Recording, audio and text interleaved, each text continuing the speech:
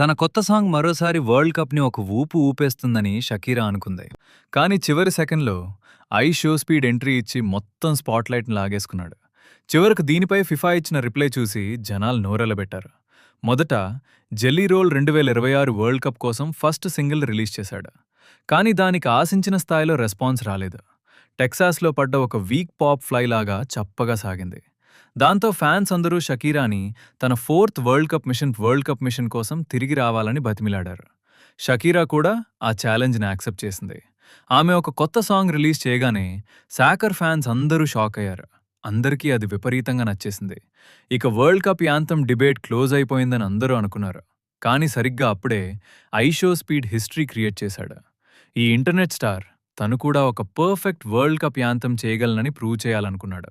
అతని సాంగ్లో soccer craze, world cup energy మరియు ప్రపంచం నలుమూలల నుండి ఉన్న ఫ్యాన్స్ ఎమోషన్స్ అన్నీ పర్ఫెక్ట్గా మిక్స్ అయ్యాయి. ఇంకేముంది, ఒక్కసారిగా ఆ సాంగ్ విపరీతంగా వైరల్ అయిపోయింది. జనాలంతా స్పీడ్ సాంగ్ని నేరుగా షకీరా సాంగ్తో కంపేర్ చేయడం స్టార్ట్ చేశారు.